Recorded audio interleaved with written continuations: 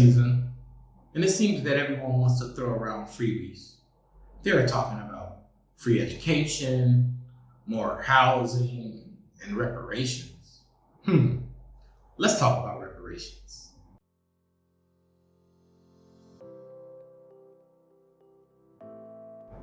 Reparations, what is it? We look at reparations as a possible metaphorical sorry for what the Europeans or Americans have done to the enslaved Africans starting 400, 500 years ago. Now, but what is reparations? What does it actually mean, and why is it needed today? I don't believe that just handing out however much money to the descendants of enslaved Africans will suffice, period. No way. Imagine this, right? Imagine if you're in the race, right? And you're running, and it's one black guy versus 4 Europeans, and they hold the black guy at the starting line until the 4 Europeans do 4 laps around the track. And you only have to run 5 laps, right? And then after that 4th lap and the European crossed the line, now the African American can start running and try to catch up. The only way to make it fair for the African American in this scenario is to ensure that the African American speed is equal to Europeans first, then also ensure that the African American get that 4-lap head start as well. Then the race is fair. And this is essentially the problem that reparations should solve. And just by giving, even if you gave every African American family in the US $10,000 US, that means nothing. It won't help. That $10,000 would just go to buy more Cadillacs, would go to buy more, to pay rent, it'd go to clothes, jewelries, some small businesses, and even $10,000 isn't even enough for small business. We're talking about a dramatic change that's needed in the way that America operates in order for reparations, any type of reparations, to suffice. A dramatic change. There is nothing right now that I can even think of that can get rid of the degradation of the African American community, the morals and the culture that was lost over these 400 years of enslavement. There is very, very, very, very little things as it is right now that you can just give out and say, this is suffice. And here's why. See, we believe that tax money, tax refunds is just giving you back money. In reality, tax refunds have nothing to do with giving you money. Tax refunds have everything to do with stimulating the economy. Because the majority of people, the majority of middle class or lower class individuals who receive a tax refund spend the tax refund back into that same ecosystem. And you have to remember that the US government is only here to ensure that money circulates in America. That's the job of the US government, is to ensure that more money stays in America. That's the status, that's how we judge our economy in comparison to others. GDP is basically how much wealth is being created in America in dollar signs. The import-export, the deficits, it's all about how much dollars stays in America and how much can American companies attract foreign money to America. That's all it's about. So when you get your tax refund and you get your $7,000, your $10,000 tax refund, what do? Do you put it in the bank? Do you start a business? What do you do with that? you spend it, and you wait on it again. So a reparations in the form of monetary payment is not the best idea, although it can be a part of the idea. It can be a part of the full package of reparations, but just saying here's $10,000, here's $50,000 to every family as I'm sorry. No, we understand. Now we understand exactly what you want us to do. You don't want us to use that $50,000 to go build a business. In fact, if you give us $50,000, you probably make laws to prevent the money from going into business. You probably put other barriers up. So what we need to do for reparations is look at what has happened and where is wealth being built for non-African descendants. And this means we must go all the way back to the foundation of wealth in America. And the foundation of wealth in America is large land ownership. That's it.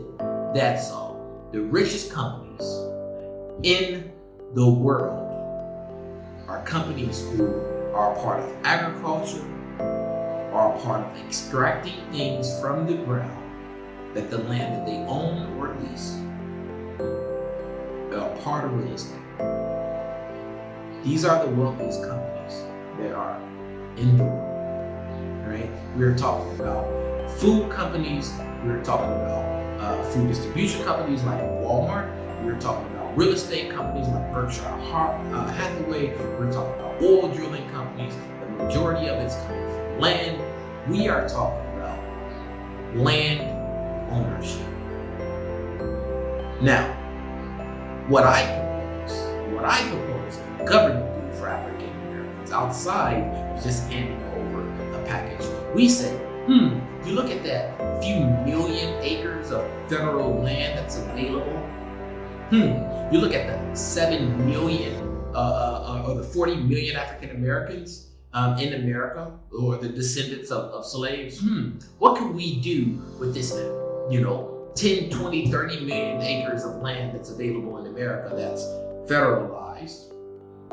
How can we use that land to ensure that African American descendants have a future?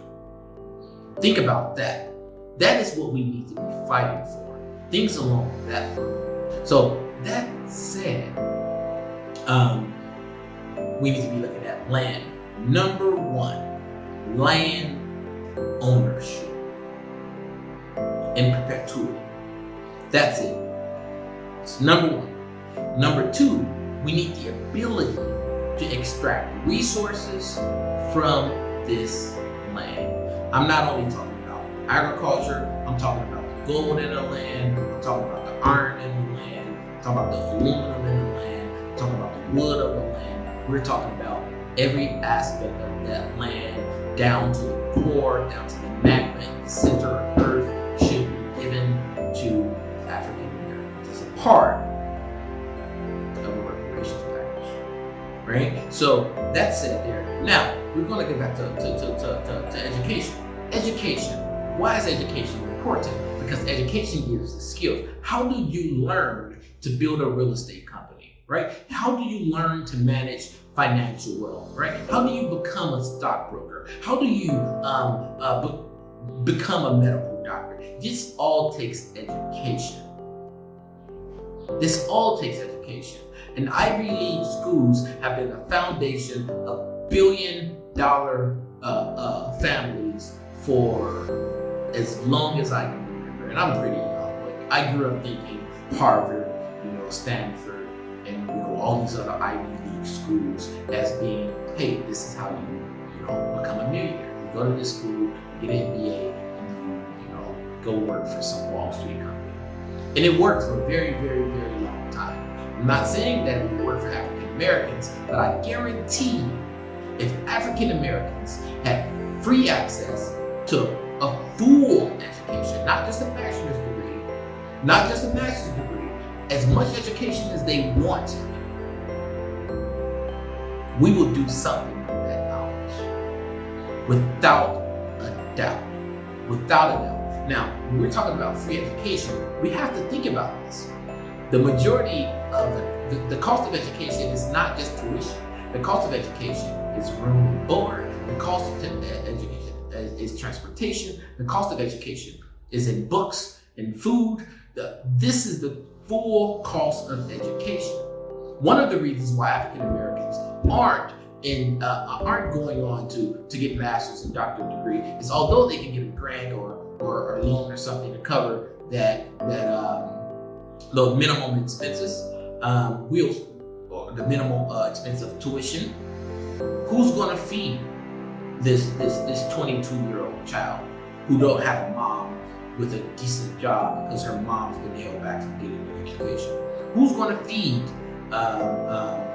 Who's going to house this 25-year-old full-time pre-med student, African American pre-med student, when their mom don't own a home, right? Or the mom's on food stamps or welfare.